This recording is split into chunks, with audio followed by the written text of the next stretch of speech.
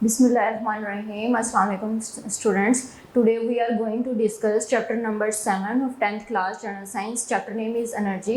आज हम लोग chapter number 7 जैसे कि हम लोगों ने previous lecture में energy के बारे में पढ़ा था, आज के lecture में भी हम energy के बारे में ही पढ़ेंगे. chapter number 7 है हमारा. प्रीवियस लेक्चर में हमने एनर्जी के डिफरेंट टाइप्स ऑफ वर्क के बारे में पढ़ा था. डिफरेंट टाइप्स में हम लोगों ने इसकी kinetic energy, potential energy and elastic potential energy के बारे में हम लोगों ने कल प्रीवियस लेक्चर में डिस्कस किया था. लेकिन आज हम इसके नेक्स्ट टॉपिक करेंगे केमिकल एनर्जी, हरारती एनर्जी, रोशनी की energy, electrical energy and nuclear energy. आज हम लोग 5 एनर्जी की ये टाइप्स पढ़ेंगे. इसमें इसके डिफरेंट रिएक्शंस के बारे में पढ़ेंगे, इनके डिफरेंट सोर्सेज के बारे में पढ़ेंगे और इनके यूजेस पढ़ेंगे कि ये कहाँ से आती हैं, इनके क्या यूजेस हैं. फर्स्ट ऑफ ऑल है chemical energy. Chemical energy basically chemical के वर्ड से ही शो कर रहा है कि ये केमिकल रिएक्शंस हैं. केमिकल्स जो होते हैं नॉन लिविंग थिंग्स में है, उनके जो रिएक्शंस हैं उसके सेंटर में जो है, जो उनके रिएक्शंस जब हो रहे होते हैं तो उसके दौरान जो है वो एनर्जी खारिज होती है. तो बेसिकली केमिकल एनर्जी की वो टाइप है जो कि ड्यूरिंग केमिकल रिएक्शन वहाँ से जो है वो रिलीज होती है या वहाँ से खारिज होती है. बेसिकली केमिकल रिएक्शन जब हो रहा होता है तो उसके कहाँ किस पोर्शन से किस जगह से जो है ये एनर्जी खारिज होती है. तो बेसिकली जो एटम्स जब आपस में रिएक्ट करते हैं तो जो उनके जो बॉन्ड्स होते हैं, बॉन्ड्स का मतलब होता है कि जो उनकी फोर्सेस ऑफ अट्रैक्शन है, जो वो ताकतें या वो कुव्वतें जिन्होंने एटम्स को आपस में जोड़ा होता है, जब वो बॉन्ड्स और वो ताकतें टूटती हैं तो यहाँ से जब वो टूटती हैं तो वहाँ से आपको जो है वो एनर्जी रिलीज होती हुई नज़र आती है, ये एनर्जी आपको फील होती है. तो बेसिकली क्या है, केमिकल रिएक्शंस में एनर्जी कहाँ से आई, जब केमिकल रिएक्शंस में जब एटम्स आपस में रिएक्ट करते हैं तो उनके जो बॉन्ड्स आपको शो हो रहे हैं यहाँ पर, जहाँ पे मैं पॉइंट आउट करूँ कि जब ये बॉन्ड्स टूटते हैं तो इनके टूटने की वजह से यहाँ से एनर्जी का इखराज होता है. रेड लाइट जो आपको एरोस नज़र आ रही हैं, ये बेसिकली एनर्जी यहाँ से रिलीज़ हो रही है. रिलीज़ क्यों हो रही है? क्योंकि एटम के बॉन्ड्स आपस में जो है वो ब्रेक डाउन हो रहे हैं. अब डिफरेंट टाइप की एनर्जी जो है हमारे पास केमिकल एनर्जी, डिफरेंट जगह पर हम इसको यूज़ करते हैं, डिफरेंट जगह से हमें ये प्रोड्यूस होती है. केमिकल एनर्जी को हम सबसे ज़्यादा जो है वो सेल और बैटरीज में यूज़ करते हैं. सेल्स और जो हमारे पास बैटरीज होती हैं, इसके अंदर हमारे पास केमिकल एनर्जी स्टोर होती है. उस केमिकल एनर्जी को क्या का मतलब क्या है कि उसके अंदर जो है डिफरेंट टाइप के केमिकल्स होते हैं. जब हम सेल को बैटरी को लगाते हैं अपने इंस्ट्रूमेंट्स के अंदर या अपनी बैटरीज वगैरह को जब हम यूज़ करते हैं तो उसके अंदर जो केमिकल होता है उस केमिकल की ब्रेक डाउन होती है. जब वो ब्रेक डाउन करता है उसके ब्रेकिंग की वजह से उसके बॉन्ड्स टूटते हैं, बॉन्ड्स के टूटने की वजह से वहाँ से केमिकल एनर्जी जो है वो रिलीज होती है. इस तरह इसकी सेकंड एग्जाम्पल है गाड़ी में पेट्रोल का जलना. जब पेट्रोल जलता है तो उसके जो पेट्रोल एटम्स हैं, पेट्रोल जिन एटम्स से मिलकर बना है, वो जब एटम्स के बॉन्ड्स आपस में टूटते हैं तो उनके टूटने की वजह से वहाँ से एनर्जी रिलीज होती है. जैसे एनर्जी रिलीज होगी गाड़ी में तो एनर्जी की वजह से ही गाड़ी चलती है. तो बेसिकली क्या होता है कि पेट्रोल के जो एटम्स हैं वो आपस में जो है वो जुड़े होते हैं. जुड़ने के बाद जब वो टूटते हैं तो टूटने की वजह से वहाँ पे जो है वो एनर्जी रिलीज होती है. उसके बाद most important and most common example है फूड. जैसा कि जो हम खाना खाते हैं उस खाना खाने में जो है हमारे पास खाना किस फॉर्म में होता है, ऑलमोस्ट केमिकल्स की फॉर्म होता है. गज़ा और ग़िज़ाइयत में जो हम लोगों ने चैप्टर में भी प्रीवियस 9th क्लास में आप लोगों ने पढ़ा होगा कि डिफरेंट कंपोनेंट्स होते हैं गज़ा के, जिसमें एटम्स जो है वो कुछ कार्बोहाइड्रेट्स होते हैं, प्रोटीन्स हैं, लिपिड्स हैं, वाटर है. जब वो सारे जो कंपोनेंट्स हैं जब वो आपस में स्टमक के अंदर जब वो डाइजेस्ट हो रहे होते हैं तो बेसिकली जितने भी कंपोनेंट्स होते हैं वो अपने इनिशियल कंपोनेंट्स में डिवाइड होते हैं. मतलब ये है कि वो टूटते हैं, उनके टूटने की वजह से, एटम्स के टूटने की वजह से वहाँ से एनर्जी खारिज होती है. तो वो जो एनर्जी जो हमारा खाना हमें देता है वो भी बेसिकली केमिकल एनर्जी की ही एक टाइप है. तो हमारे पास डिफरेंट टाइप जो है सोर्सेज हैं केमिकल एनर्जी के. जब हमारी खुराक के अंदर से केमिकल एनर्जी रिलीज हो जाती है तो फिर उसको जो है वो बॉडी जो है वो यूज़ करती है डिफरेंट फॉर्म्स के लिए. फॉर एग्जांपल वहाँ पे खून को चलाने के लिए काइनेटिक एनर्जी में उसको चेंज कर देती है. कुछ एनर्जी जो है वो पोटेंशियल की फॉर्म में हमारे मसल्स में स्टोर हो जाती है.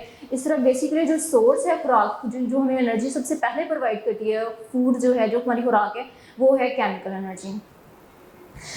यहाँ पर मैं आपको एक छोटी सी वीडियो दिखाऊंगी केमिकल एनर्जी की. ये एक पर्सन है जो कि खाना खाने के लिए जो यहाँ पे बैठा हुआ है. मतलब ये है कि इसके पास जो है वो फूड है. फूड के अंदर कौन सी एनर्जी स्टोर होती है? बेसिकली जो है वो केमिकल एनर्जी स्टोर है. जब हम फूड को इनटेक करते हैं तो उसकी ब्रेकडाउन जब होती है डाइजेशन और असिमिलेशन के ड्यूरिंग, तो वहाँ से केमिकल एनर्जी जो है वो वहाँ से रिलीज होती है, जिसको बॉडी जो है डिफरेंट पर्पसेस के लिए यूज़ कर लेती है. उसके बाद केमिकल एनर्जी यहाँ पर एक टॉर्च लाइट है. टॉर्च लाइट के अंदर सेल ऑफ सीरीज जो है, सेल के सीरीज के फॉर्म में ज़्यादा मल्टीपल सेल्स लगे होते हैं. जब हम स्विच को ऑन करते हैं तो हमारी जो लाइट एनर्जी है वो इसमें चेंज हो जाती है. नेक्स्ट हमारे पास डिफरेंट, जैसे मैंने बताया कि गाड़ी में पेट्रोल का जलना, तो वुड और कोल और कैरोसिन वगैरह जो ऑयल्स हैं, गैसें हैं, इनके जलने से भी एनर्जी रिलीज होती है.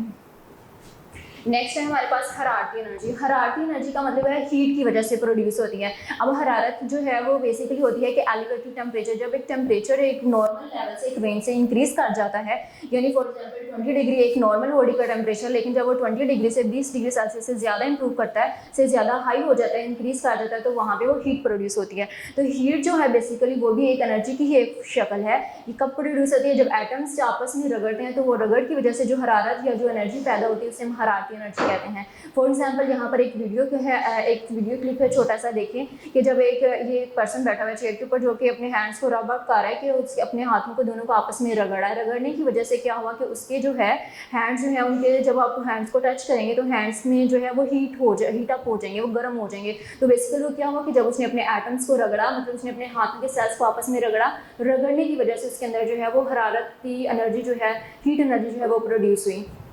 उसके अलावा ईंधन के जलने से, जब ईंधन जलता है, लकड़ी को जलाया जाता है या पेट्रोल वगैरह को जलाया जाता है, फॉसिल फ्यूल्स को जलाया जाता है, तो वहाँ से भी हरारत प्रोड्यूस होती है। उसके अलावा सूरज का जो है रोशनी जो है, और उसके अलावा हरारत जो है, इसका सबसे ज़्यादा जो है बड़ा मंबा, जिसको हम जरिया कहते हैं, सोर्स जो है वो सबसे ज़्यादा इंपॉर्टेंट और सबसे बिगर सोर्स जो है वो हमारे पास हीट और लाइट का सन है, सूरज है। क्यों है सूरज? क्योंकि सूरज के अंदर बहुत ज़्यादा रिएक्शंस हो रहे हैं, वहाँ पर न्यूक्लियर फ्यूजन भी हो रहा है, फिशन भी हो रहा है। मोस्टली फ्यूजन होता है जब आपस में उसके एटम्स, हीलियम के एटम्स आपस में रगड़े होते हैं, वहाँ पर मतलब एक दूसरे के साथ टच कर रहे होते हैं, तो वहाँ से बहुत ज़्यादा हीट प्रोड्यूस होती है। ये एक डायग्राम आपको मैं शो कर रही हूँ। इस डायग्राम के अकॉर्डिंग जो है आप देख रहे हैं कि यहाँ पर जो है वो बर्निंग सी आपको फीलिंग हो रही है कि ये जो सन के अंदर जो हीलियम है कि बर्न कर रहा है, बढ़ने की वजह से भी इसके अंदर प्रोड्यूस हो रही है। जब एटम बढ़ने की इतनी ज़्यादा होती है कि उसके एटम्स की जो मूवमेंट है हीलियम एटम्स की सूरज के अंदर जो है वो इंक्रीज़ हो जाती है। इंक्रीज़ होने की वजह से क्या होता है, वहाँ पे हीट प्रोड्यूस हो रही है सूरज के अंदर।